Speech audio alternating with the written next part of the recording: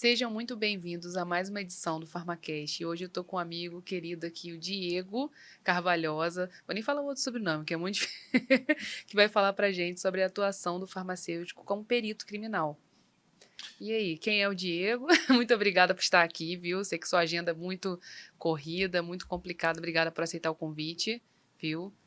Tá bom, né? Então, primeiramente também agradeço o convite, né? É um prazer para mim estar aqui, podendo compartilhar com os colegas, os ouvintes, sobre o que é aí a atuação do farmacêutico, uma das áreas de atuação do farmacêutico, dentro da minha atividade específica, que é a perícia, né? A perícia criminal, mais especificamente a área da toxicologia forense. Então, E é o espero que... sonho de muita gente, viu? O Sim, sim, pessoal pediu muitos... bastante esse tema, botaram muita caixinha lá na caixinha, né, seu nome. Como é que foi sua trajetória, Diego? Bom, então, já sou formado desde 2006, né, em farmácia, e o que me motivou a fazer farmácia não foi nenhuma vontade, assim, desde a adolescência. Na verdade, eu precisei começar a trabalhar muito cedo, desde os 16 anos, e o meu primeiro emprego foi em uma farmácia, uma drogaria, como entregador.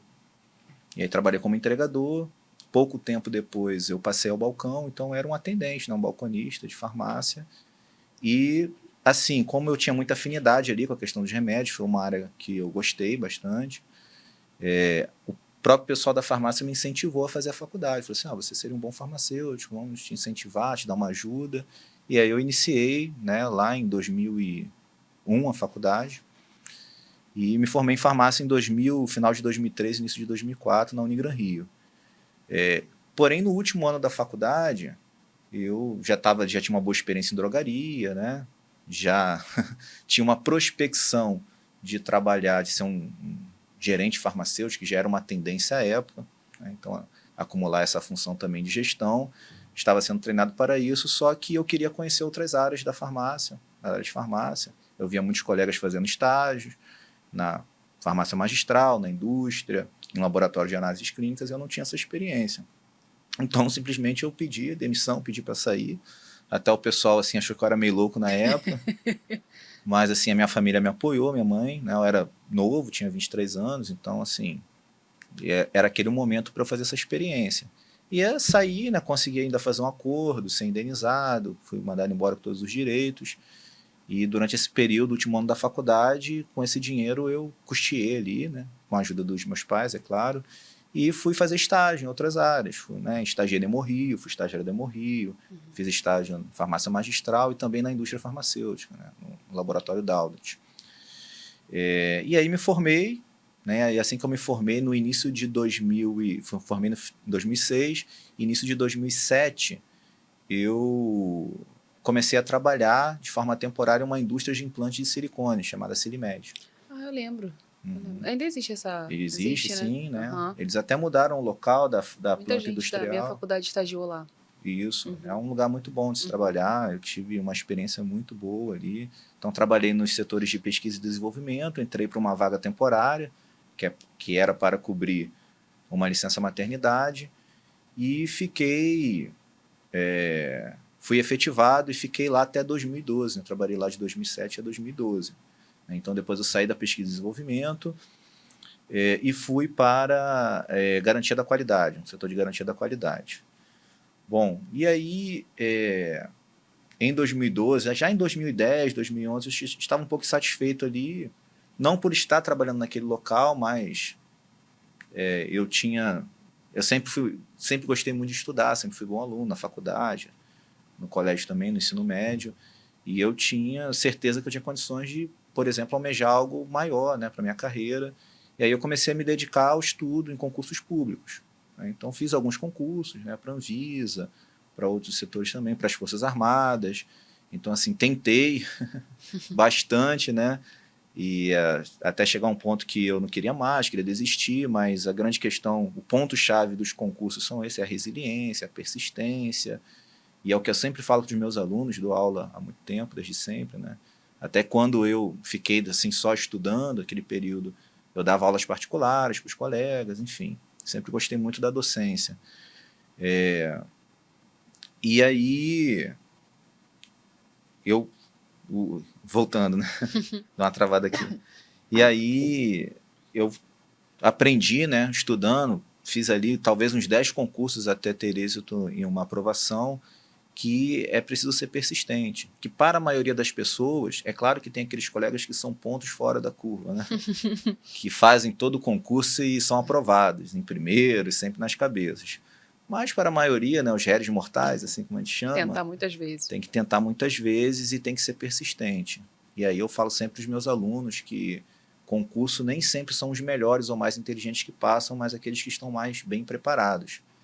E a preparação passa por alguns caminhos. Então, também nesse meu processo, eu ajudei muitas outras pessoas a alcançar também, né, uma vaga em um concurso público, enfim. E aí, quando abriu esse concurso para a perícia, né? Então, depois eu vou falar um pouquinho da perícia, primeiro dessa trajetória.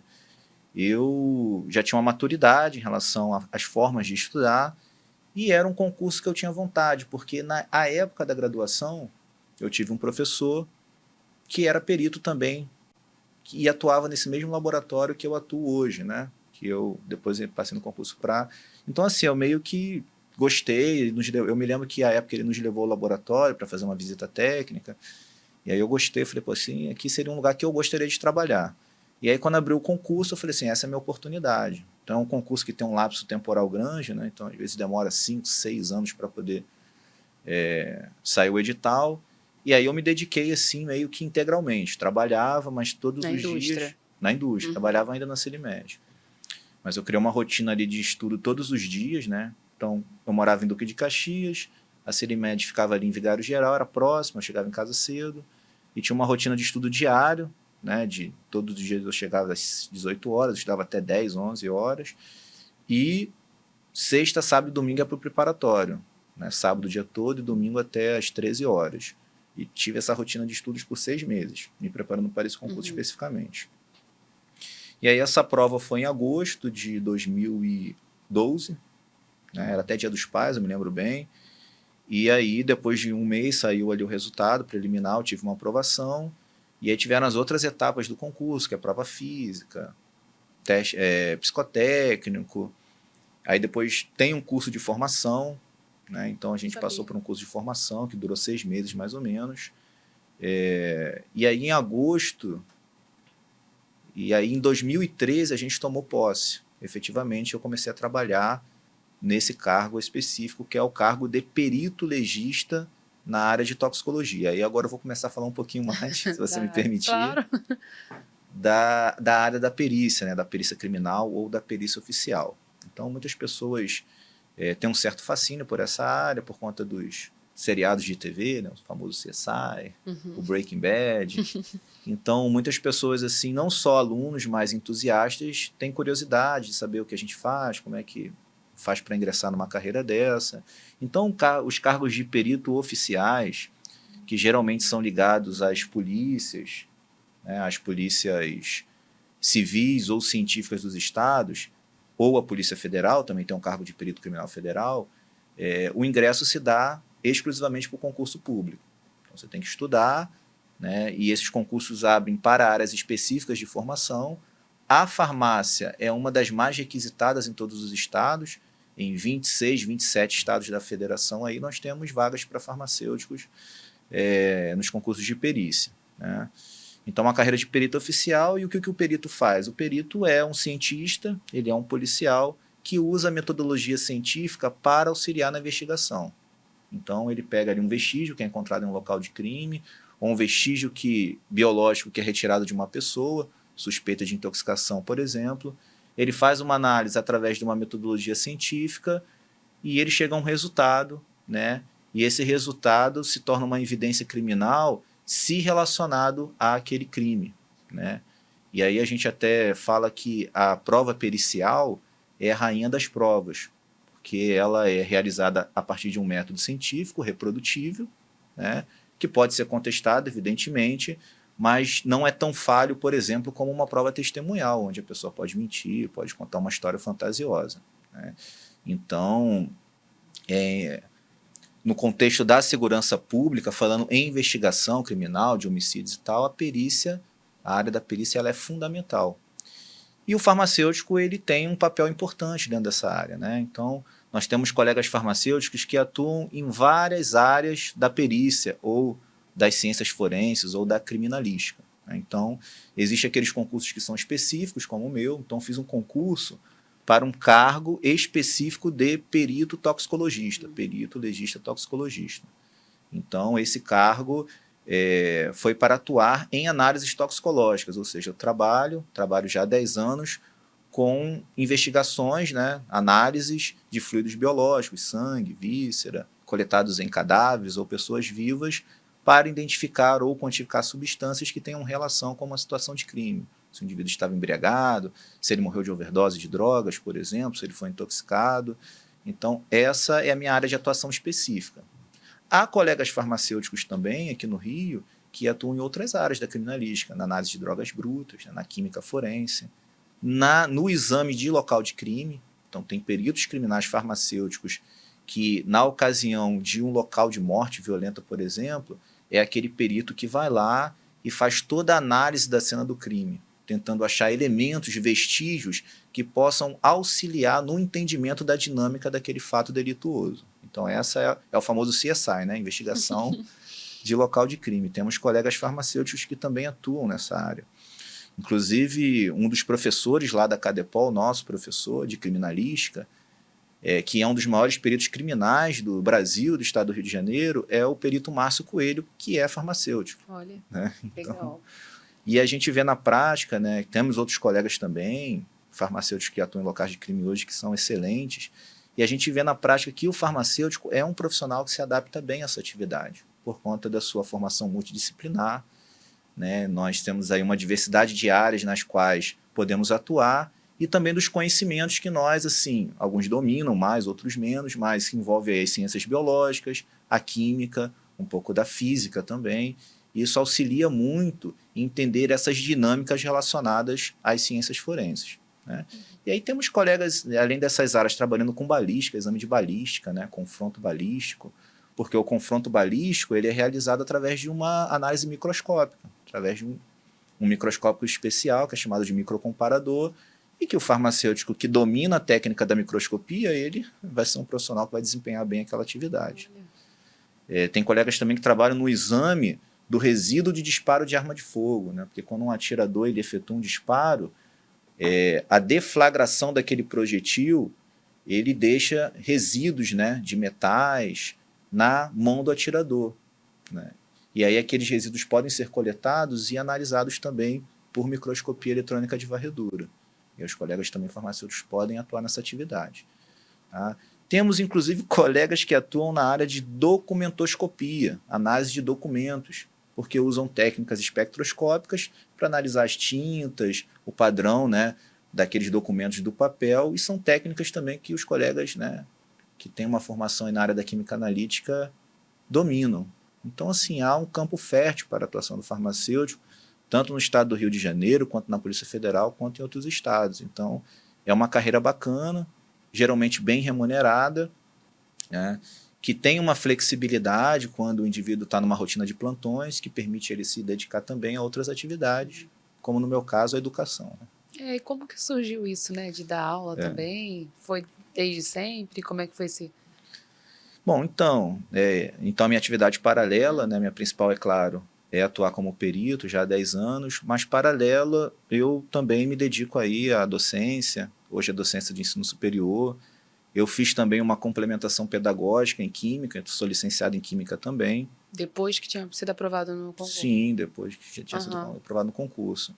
E assim, eu sempre tive uma verdadeira paixão pela educação, desde muito novo, já sempre tive assim, já era inclinado a auxiliar os colegas que tinham uma dificuldade com determinada disciplina, que eu dominava, na faculdade também. E depois, paralelamente, eu fui trabalhando essa questão da docência. Quando eu entrei nesse concurso, enquanto eu estava na indústria ali, eu não tinha muito tempo para me dedicar.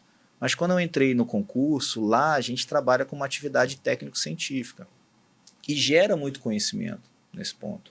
E, além disso, a gente precisa de muito conhecimento também da área acadêmica, porque as metodologias que a gente utiliza no laboratório, né, hoje a cromatografia, a espectrometria de massas, boa parte do desenvolvimento de análise molecular nessas áreas se dá nas universidades, na academia. Então, assim, a parceria com a academia é fundamental.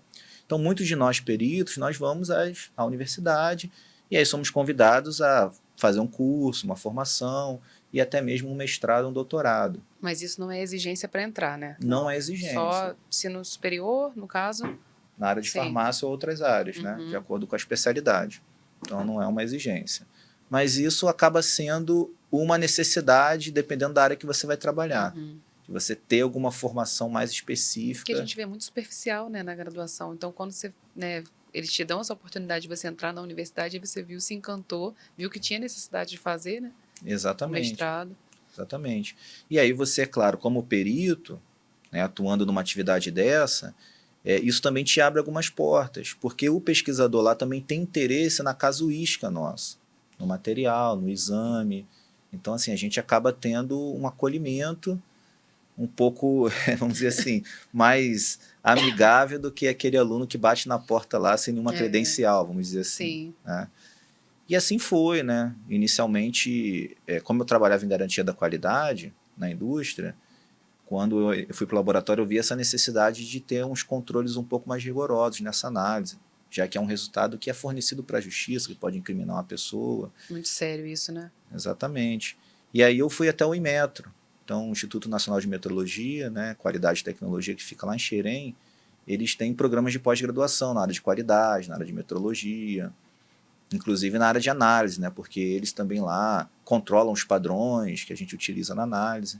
Então eu fui até lá para ter algumas informações, né, que me auxiliasse ali no trabalho. E aí fui apresentado ao programa, e aí até o professor lá que me recebeu, o pesquisador, falou assim, olha, por que você não faz um mestrado aqui conosco? Nós temos interesse nessa tua casuística, podemos desenvolver alguns padrões aí de droga, de cocaína, enfim. E assim eu fui, me inscrevi lá no programa e fiz o meu mestrado lá no Inmetro. Mestrado em metrologia e qualidade, mais especificamente na implementação de metodologias e sistemas de gestão de qualidade em laboratórios, né? Então, aplicado a um mestrado profissional, apliquei lá a minha atividade. Né? Enfim. E aí, já tinha ali, já envolvendo, trabalhando, né, fazendo o que eu faço no dia a dia, eu já tinha uma formação acadêmica, né, um mestrado. E aí fiz a complementação pedagógica, comecei a dar aula inicialmente em cursos preparatórios, então dou aula em preparatórios desde 2015, né, porque acaba que você, ao longo do período que você passa como concurseiro, você acumula uma experiência, né? Dicas, né? Valiosas. Aí repassa isso para o pessoal. É isso aí, você vai conhecendo as bancas, o padrão das questões, as pegadinhas, e aí você consegue dar uma aula bem direcionada. Então comecei a entrar no mundo do concurso, né, dos preparatórios, aí ganhei até uma certa, vamos dizer assim, uma visibilidade, uma fama entre o pessoal que é concurseiro, dentro dessa área específica da toxicologia. Né? Até que eu comecei a publicar alguns conteúdos em mídias sociais, redes sociais, enfim, mas isso começou a me exigir muito tempo também, não foi um trabalho que eu não toquei, mas que tinha um potencial, não acredito que ainda tenha. E aí fiz a minha complementação pedagógica para ter licenciatura em Química e comecei a dar aula no ensino médio também, dava aula no ensino médio, mas sempre eu começava dava aula no ensino médio, assim, turmas regulares, o cara já me colocava naquelas turmas de pré-militar, pré-técnico, não sei o quê. Que eu tinha aquele veio do concurso, né, de treinar o cara para ele efetivamente, né, poder ter aprovação em um concurso. Bom, e aí fui até que em 2019, 2020, né, um pouco antes do início da pandemia, eu fui indicado a uma vaga que tinha aberto lá na Universidade Estácio de Sá, de Teresópolis. E eu me mudei para Teresópolis nesse meio tempo também. Por conta da vaga? Não por conta da vaga, sim. Porque assim, falta um pedaço dessa história, né? Então, quando eu entrei lá para o cargo, né, de perito na Polícia Civil aqui do estado do Rio de Janeiro, junto com a minha família, com a minha mãe e com meu padrasto, nós abrimos uma drogaria em Guapimirim. Porque eles já moravam lá em Guapimirim, né? Mas a gente já vendeu essa drogaria depois, um pouco tempo depois. Aí a gente começou, nas folgas eu ficava lá com ele, na drogaria, porque eu tinha um esquema de plantão, né, ali de 24/72, enfim, nas folgas eu ficava na drogaria. Aí de Caxias eu me mudei temporariamente para Guapimirim. Aí na ocasião a gente ficou ali 3 ou 4 anos com a farmácia, E aí a farmácia cresceu um pouco, né, a drogaria, tivemos uma boa proposta de uma grande rede, que já ia abrir drogaria na cidade, então tinha que ter um concorrente assim meio que desleal, e a gente resolveu vender também, porque minha mãe e meu padrasto já estavam meio que também cansados de trabalhar tanto, porque é um negócio muito bom, drogaria, eu gosto muito Você particularmente começou também. assim, né? Comecei assim, só que é algo que te exige muita dedicação, né? E aí eu não, assim, vi que não Tinha como, estava né? valendo a Vindo aqui pena. para o Rio, né? Trabalhando aqui no Rio, no caso, E né? isso, trabalhando no Rio. E aí, na ocasião que nós vendemos a farmácia, a gente se mudou para Teresópolis. Eu com a minha família, né, minha esposa, na época tinha uma filha com 2 anos de idade. E aí me mudei para Teresópolis em 2017, isso. Né? Aí continuei trabalhando aqui no Rio, tendo toda uma rotina aqui no Rio, né, descendo nos dias do plantão, dando aulas remotas, enfim, trabalhando um pouco ali na questão dos cursos online, de redes sociais, enfim. E aí, em 2020, no início da pandemia, eu fui indicado para essa vaga lá na Estácio de Teresópolis, para as disciplinas de toxicologia, farmacologia e bioquímica. Né? Aí eu comecei a minha trajetória ali no ensino superior, na área de docência. Estou lá desde então. Né? Então, já estou desde 2020. Eu comecei a dar aula 3 meses, eu dei 3 aulas presenciais. Começou a pandemia. E rapidamente a Estácio resolveu, né? Botou todo mundo Sim, remoto. exatamente. Aí fiquei ali praticamente 1 ano e meio dando aulas remotas, até que retornou, enfim. E tô lá na Estácio desde então, né? Ali dou aula, ali o curso de a unidade de Teresópolis, né? Não tem curso de farmácia presencial, mas eu dou muita aula para os cursos de biomedicina, nutrição, áreas da saúde de uma forma geral, fisioterapia, ali na parte mais básica. E aí foi assim, né? A história aí paralela com a educação, né? Da educação, com a vida Sempre acadêmica. teve um jeito para docência, né? Desde sempre. Aí assim, eu tentei emendar o doutorado, no primeiro momento não deu muito certo. Lá no...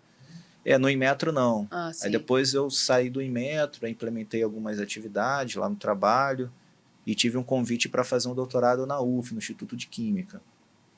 Só que doutorados, assim, centros de excelência, exigem uma dedicação muito grande. Então, assim, o programa lá é excelente, são professores excelentes, mas eu não me adaptei bem, porque eu não tinha o tempo e, assim, até confesso, nem mais a vontade de me dedicar como se deveria, como um aluno ali que acabou de sair da graduação. Fica aquele gás, né? Depois que você está gás. trabalhando, é complicado. Exatamente, muito conteúdo de química, assim, uma química avançada, orgânica, inorgânica. Então, eu não me adaptei bem, conversei lá com a minha orientadora, falei, olha só, até ficou aquele lance assim, eu falei, não, doutor, olha, é de boa, eu tô saindo porque não tenho nada contra o programa, a questão é comigo mesmo. Enfim, aí eu decidi, falei, não tinha esse negócio de doutorado de lado por enquanto. E aí eu comecei a fazer um trabalho lá, e aí eu assumi a chefia do laboratório em 2016. Eu fui chefe do laboratório de toxicologia de 2016 a 2019. E aí eu comecei a fazer um trabalho epidemiológico, porque eu vi que a gente gerava muitos dados, né, de mortes por intoxicação e não havia uma notificação. Então eu comecei a compilar esses dados, aí, né? Exatamente, a pesquisa. E aí comecei a publicar alguns dados, até que um pesquisador da Fiocruz ele falou assim, poxa, vamos trabalhar melhor esses dados, a estatística desses dados, vai até a ENSP lá, que é a Escola Nacional de Saúde Pública, para a gente poder conversar. E eles falaram assim, pô, vem fazer um doutorado conosco, se inscreve aí na seleção, faz a prova e tal. Aí fiz a seleção para o doutorado em saúde pública e tô lá. Ah, não sabia. Já tô Que legal. indo pro 3º ano do doutorado. Que legal. Aí lá eu me adaptei bem. Ah, tá vendo? Tudo a pessoa tem que gostar, né, Exatamente. Dado? Que não é nem o programa que você falou de excelência, mas a gente não se adapta, não adianta, né? É isso aí. Muito legal. E aí meu trabalho agora é voltado de doutorado à parte da toxicologia social, né? Então eu estudo aí o fenômeno da dependência de drogas, essa questão interessante. Das políticas de drogas no Brasil e no mundo, faço essa análise e faço uma correlação da violência que nós temos no Rio de Janeiro, que todo mundo sabe, né? Conhece, mas assim, a gente sabe de uma forma geral. Então eu estou colocando tudo isso em números para fazer essa associação de drogas, uso de drogas de abuso, drogas ilícitas e violência e morte, né? Então, a minha tese vai um pouco nesse sentido. E como que dá conta da rotina toda aí? Bom, doutorado, eu ainda tive, assim, Eu entrei no doutorado, ainda estava durante a pandemia, então boa parte dos créditos obrigatórios eu Estudou fiz online. online. Uhum. Então, assim, isso me ajudou a levar bem essa rotina, né? Então, quando retornou às aulas presenciais, eu já tinha cumprido praticamente os créditos obrigatórios. Então, agora o meu trabalho é um trabalho de levantamento de dados, né? O meu trabalho não é pesquisa de bancada mais, Isso como já foi o mestrado. facilita, né, um pouco. O meu de bancada aí é complicado. Então, eu trabalho com dados secundários, eu tenho uma equipe também lá da ENSP, do laboratório, que me ajuda, tem aluno de iniciação científica, tem aluno de mestrado, e então isso ajuda, né? Sim. Eu tenho um apoio, eu tenho esse Uma rede privilégio. ali de apoio, né? Eu Tem sei que que, ter, sim, senão não tem como. exatamente, eu sei que nem todos têm esse apoio. E aí comecei a fazer esses trabalhos, quando foi em 2019, eu assumi a direção dos laboratórios de perícia da Polícia Civil do Estado do Rio de Janeiro, né, um departamento chamado de Laboratório Geral de Análises Forenses, e comecei a coordenar ali alguns laboratórios de perícia, 5 laboratórios a princípio, né, trabalhando sempre ali com gestão, implementação de sistemas de gestão da qualidade. Então, meu trabalho lá foi sempre nesse sentido. E aí, também por conta desse trabalho, em dezembro do ano passado, assumi uma nova gestão da Polícia Técnica aqui no Rio de Janeiro. Né? A Polícia Técnica é um órgão vinculado à Polícia Civil aqui. Em outros estados, a Polícia Técnica Científica ela é um órgão autônomo, também ligado às secretarias de segurança. Então tem essa diferençazinha também. Tem uma diferença na nomenclatura dos cargos, que varia de um estado para o outro, enfim. E aí eu fui convidado a assumir o cargo de diretor do Centro de Estudos e Pesquisas Forenses, que é o cargo que eu ocupo hoje desde dezembro. Né? Então estou numa função mais administrativa. Então meu setor aí, ele trabalha firmando convênios com instituições de ensino, né, com a academia, para a gente ter, por exemplo, trocas de informações científicas, ter vagas em programas de pós-graduação nas universidades para os colegas peritos. Meu setor também trabalha com a capacitação dos colegas peritos, né, informações específicas, acordos de cooperação com instituições diversas e também na regulamentação, né, na normatização dos procedimentos operacionais de perícia, que isso é importante. Né? Que ali você tem que ter um procedimento operacional padrão, famoso POP, né, que é aplicado também à nossa área, para que a gente garanta que aquela metodologia científica é aplicada da forma correta e, principalmente, que seja reprodutível. Né? Então, lá a gente trabalha também com essa normatização. Então, um órgão de apoio técnico científico, hoje a Superintendência Geral de Polícia Técnica Científica, que é o órgão que coordena a perícia no estado do Rio de Janeiro. Sim. E como é que é a sua rotina hoje lá? Bom, então hoje eu tenho uma rotina... Ou não tem uma rotina. Tem uma rotina de expediente, né? Enfim, até vim de lá que eu estava no expediente, então tem uma rotina de trabalho aí de expediente, cumprindo uma carga horária e, assim, é também um trabalho muito diplomático e político, no sentido que visito muitas instituições, participo de muitas reuniões, né, com instituições de ensino, pesquisadores, professores, no sentido de construir uma rede de colaboração para melhorar, né, para exaltar aí a qualidade do trabalho pericial aqui no estado do Rio de Janeiro, né? Porque o nosso foco, falando em perícia, apesar de estar dentro de uma instituição policial, o nosso foco é a ciência, é a tecnologia, e precisamos modernizar alguns métodos, enfim, para que a gente possa fornecer aí um laudo, um exame de mais qualidade e maior confiabilidade também. Então, Mas isso é a sua rotina? minha rotina. Ou já era uma coisa que eles sempre... Ou porque você, por exemplo, você é pesquisador. Sim. Aí isso partiu de você ou já era um hábito deles buscarem essas tecnologias e tudo mais, essas parcerias? Ou vocês, que foi cabeça ali para, não, vamos sim pedir apoio às universidades? Ou... Não, sim, já tinha esse hábito, né? Ah, sim. Na verdade, o centro de estudos já existia, já passaram outros gestores por lá, e aí eu dei continuidade a esse trabalho que já foi iniciado lá atrás. Né? Mas já como chefe do laboratório, a gente já buscava essas parcerias. E aí o centro de estudos sempre foi esse órgão que fez essa mediação. Né? Inclusive para participar de editais de fomento à pesquisa. Né? Então, a FAPERJ, por exemplo, já abriu um edital específico para a área de ciências forenses, a gente já conseguiu ajuda para equipar, né? E também gerar alguns dados científicos. A Senasp, que é a Secretaria Nacional de Segurança Pública, ela também publica editais para equipar os laboratórios. Então, assim, já fazia parte da minha rotina como chefe. E aí, como eu já tinha essa experiência na vacância, né, dessa função, e aquele período que eu contei para você, né, que foi meu professor lá na graduação, ele foi quem me convidou a estar nesse cargo hoje. Que legal. Porque hoje ele está numa função E ele lá da lembrou de você, né? superintendência. Totalmente. Sim, a gente sempre teve um certo Contato. contato. Uhum. Quando eu entrei, eu me apresentei, falei, olha, estou aqui, passei, fui seu aluno. E aí ele nem gosta de contar muito para as pessoas, eu nem vou citar o nome dele, porque as pessoas ficam achando que ele é muito velho, né? Que ele foi meu professor e tal. Mas ele é jovem. Muito legal isso. E hoje, além de um parceiro de trabalho, ele está lá num cargo de confiança, um cargo na superintendência. É um amigo, né? Uhum. Então, por essa proximidade também, e por o meu cargo hoje ser um cargo de confiança, ele me convidou a estar nesse cargo. Eu perguntei Tá. assim da rotina, porque às vezes as pessoas, igual você falou, fantasiam muito que é um CSI, né? As pessoas acham que Sim. por isso que muita gente acha, né, isso. Devem te perguntar na sala de aula também como é que é a rotina de vocês. Então, quando eu estava na ponta, né? Agora meu trabalho é muito administrativo, E realmente né? é assim, para alguns. Sim, inclusive tem uma reportagem, né, que foi publicado na ocasião que eu trabalhei um caso de grande repercussão, que foi o caso do MC Kevin. Posso falar, porque Sim. foi noticiado, né, na mídia. Então eu fui o perito que trabalhou no caso do MC Kevin e também do menino Henri.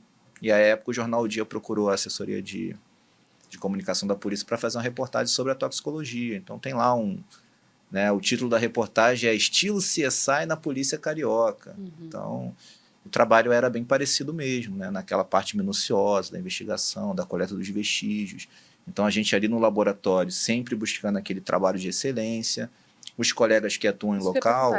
Você não vai no local, né? Não, eu nunca trabalhei fazendo local. Mas tem farmacêuticos que vão, como você disse. Né? Tem alguns, né? Uhum. Tem amigos, colegas. Então, os colegas que vão ao local, eles têm todo aquele rigor científico também, assim como no CSI, né? Do cuidado com vestígio, do cuidado com a cadeia de custódia daquele vestígio, da coleta, do armazenamento. Tá? Temos colegas também que trabalham no laboratório de genética forense, que fazem identificação pelo DNA, né? Pelos perfis genéticos. Então, sim, o trabalho é muito parecido. Legal. Usa todo aquele rigor. Sim. Né? O CSI, o seriado, apesar de ter ali ser um pouco fantasioso, muito no sentido do nexo temporal, porque as coisas acontecem ali, todas as coisas acontecem dentro de um episódio de 40 minutos a 1 hora. Então, isso não é uma realidade, infelizmente. Às vezes, demora, né? O trabalho de vocês. Sim. Anos, meses. Assim, depende. Legalmente, o perito ele tem 10 dias legais pela lei. Código de Processo Penal, 10 dias para entregar o seu laudo. Né? Então, um exame de local, por exemplo... gente, falando anos, meses, não. Não, quem der. pouco tempo. O colega faz aquele exame dele ali, faz a descrição, coleta os vestígios que são encaminhados aos laboratórios e entrega o seu laudo. Às vezes, uma análise laboratorial ela pode ser rápida ou pode ser demorada. Depende muito da natureza da substância que você está pesquisando. Então, se tem uma suspeita específica, né, de que aquela pessoa usou determinada substância ou de que aquela substância que foi encontrada no local do crime é determinada droga, isso facilita o trabalho. Agora, se não tem nenhuma suspeita, aí o perito ele tem que fazer um trabalho também de pesquisa. Né? Tem que fazer um trabalho investigativo dentro da ciência, vamos dizer assim. Então, já aconteceu de alguns casos demorarem 6 meses, 1 ano, por conta dessa questão aí. Sim. Tá? Além disso, também, por ser aí um órgão público, às vezes sofre com períodos aí de escassez de recursos, né? Então fica sem material. Todo mundo sabe, não é segredo. O Estado do Rio de Janeiro passou por uma crise, né? De 2015 a 2018, que até atrasou salário de servidores, até que teve a intervenção, né, da federal na segurança pública do Rio, e de lá para cá as coisas de fato melhoraram. Né? Na atual gestão a gente tem até, assim, vamos dizer assim, não falta nada, né? O Estado ele é comprometido hoje com seus compromissos, então é o que a gente observa. Sim. Né? Então hoje a gente está num momento bom, posso dizer assim. Sim, analisando você falando, vê nitidamente o quanto a ciência é importante, né? Em diversas áreas. Todos os convidados que passam por aqui, eu chego a essa conclusão cada vez mais forte que a ciência, a pesquisa está dentro de todas as áreas, né? E a sua foi um diferencial muito grande, saber que você, né, já tinha esse perfil sempre de pesquisa, sempre curioso, né? E aí conseguiu conciliar, né? E hoje, daqui a pouco, já está terminando o doutorado. O quanto isso vai ser valioso para as pessoas para o material que você vai avaliar, para tudo que você vai trazer para dentro, né, do seu trabalho. Quanto a ciência anda lado a lado com todas as áreas, né? Sim, é assim, no nosso trabalho especificamente, a ciência ela é o pilar, ela é fundamental, né? Apesar de que as pessoas têm assim um fascínio pela perícia, às vezes tem alguns colegas que vendem uma imagem assim, um perito, né, policial, com uma arma longa, mas o nosso trabalho não é um trabalho de combate, é um trabalho de inteligência, Sim, que usa a ciência como a base, o como o tempo pilar, todo. o tempo todo, né? E assim, sem isso a gente não consegue se desenvolver ali, né? Sim. A gente passa a ser meros repetidores de coisas que já foram feitas por pessoas que um dia utilizaram a ciência para implementar aqueles métodos. E É a uma ciência pena. evolui, Não, né? uma pena que nosso tempinho está chegando ao fim, passa muito rápido, viu? Falei para Verdade. vocês. Queria muito, antes, né, de tudo, te agradecer por você estar aqui, por, né, estar compartilhando com a gente o seu conhecimento imenso. E queria que você deixasse uma mensagem para quem está nos ouvindo, assistindo, sobre a carreira, sobre como conseguir, né? Muita gente tem essa vontade. Seu nome foi muito pedido. Depois eu vou te mandar o sprint numa Certo. caixinha de perguntas. Toda vez que eu colocava, chama o Diego, chama. Porque Bacana. é um profissional hoje diferencial. Você se destaca não só pela área, como também pela estar ligado ali à pesquisa. O Sim. que você tem para falar para os farmacêuticos que almejam, ou os recém-formados, ou os que estão pensando em mudar de área, ou que estão pensando em tentar, né, essa área tão legal? Então, às vezes é um papo meio de motivador, né? Mas faz parte, né? Eu falei para você que eu falava muito. Você quase não falou. Mas, assim, para quem almeja essa carreira, é o que eu falo, todas as carreiras têm o seu valor, Com né? O certeza. meu trabalho é mais um trabalho, não é melhor nem pior que os outros. Mas é um trabalho também que muitas pessoas almejam, assim como os outros. E muitos colegas vêm até mim fazer essa pergunta. Qual seria a forma, qual seria o caminho? Então, assim, eu não segui um caminho muito convencional, como a maioria das pessoas idealizam. Ah, a pessoa para ser um perito, para ter uma atuação, tem que fazer uma É. faculdade muito boa, tem que fazer mestrado, doutorado. Aham. Ter vários títulos, porque eu acredito que tenha, né, prova de título também, né? Tem Vale. prova de E você título. não tinha na época. Tinha nada, tinha uma especialização lá que eu fiz na UERJ em Química, que contou um pontinho lá para mim, Sim, mas mas contou. nada que o pessoal acha que você precisa, depois que eu terminar o doutorado, eu vou tentar. É assim que as pessoas falam, né? Não necessariamente, né? Foi o que eu falei. A pessoa que faz o concurso, ela está tão bem preparada, treinada, que a nota dela acaba sendo tão boa que talvez essa pontuação da titulação não faça muita diferença. Até faz, com certeza. A pessoa tem, pode apresentar, mas não é um pré-requisito, tá? Uhum. E também não é um pré-requisito, então a pessoa não deve se balizar a partir disso. E aí eu falo para as pessoas o seguinte: se quer isso, realmente exige uma dedicação muito grande, exige resiliência, exige você entender que às vezes você está em algo que você não gosta, não quer, mas que faz parte também da vida isso. Eu tive um ensinamento quando eu comecei lá a trabalhar, que foi da minha mãe, que o meu trabalho assim, inicial era entregar meu remédio. Uhum. E quando eu estava na drogaria, eu ficava ali arrumando as fraldas e tal, e aquilo me incomodava, porque eu falava assim, poxa, posso fazer mais do que isso. E aí comentei isso em casa, e minha mãe falou assim, olha, independente do trabalho que você está desempenhando, faça da melhor forma. Seja o melhor arrumador de fralda que tem naquela farmácia. Verdade. E aí, assim, eu segui isso e levei isso para minha vida inteira, né? E é o conselho que eu dou também aos meus alunos. Se a atividade parece simples e tal, faça da melhor forma, faça com zelo, faça com dedicação, porque você criando essa rotina, você vai ter esse mesmo zelo e dedicação para todas as atividades Sim. que você desempenhar, né? E o que eu falo também, não há um caminho, não há uma fórmula a seguir se você quer uma determinada carreira. A única fórmula a seguir é se dedicar, né? É horas na cadeira, né? A pessoa fala horas de bunda na cadeira. É verdade.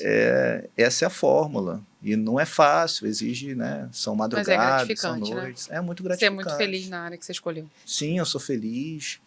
E eu, assim, eu gosto muito de dividir isso com as pessoas, né, com os meus alunos. Eu tenho, então, pessoas que eu acompanho, né? Tenho uns alunos de iniciação, pessoal de mestrado, e eu sempre procuro ser muito acessível, dividir, se despir também de toda a vaidade, porque, assim, a gente tem que estar nesse mundo para se ajudar também, para passar essas informações. E com meus alunos também sou muito assim, por isso que eles gostam das minhas aulas, que eu trago muito essa aplicação prática e trago muito essas vivências, que para cada um é de uma forma, não quer dizer que ele vai trilhar o meu caminho e vai ser da mesma forma, mas a pessoa ela tem que enfim, se lançar, a fazer o seu caminho, trilhar o seu caminho com dedicação, com persistência e resiliência. Muito obrigada, viu, Diego? Obrigada por estar aqui, né, por mostrar mais uma área Sim, possível da farmácia, mas mostrar que você, que você faz lá, né, que é possível e trazer cada vez mais, aproximar os farmacêuticos, que a gente usa esses canais de comunicação para isso, né, para sim, aproximar e mostrar que é possível ser valorizado desde quando você passou na drogaria, né, ter a persistência, resiliência, até você estar terminando agora o seu doutorado, e acredito que você não vai parar por aí. Já vejo um pós-doc, umas... Quem gosta de estudar não tem jeito. é verdade. E a ciência precisa de você, seu trabalho precisa de você. Muito obrigada por aceitar o convite numa agenda tão lotada com tantas atividades, viu? Tá bom. A podcast Farmacast está de portas abertas para você. Quando quiser voltar, sempre estaremos aqui, né, para você falar e inspirar muitas pessoas, viu? Muito obrigada mesmo. Está ótimo, eu que agradeço. Agradeço muito aí a atenção de todos. Obrigada, viu, pessoal? Até o próximo episódio. Tchau, tchau.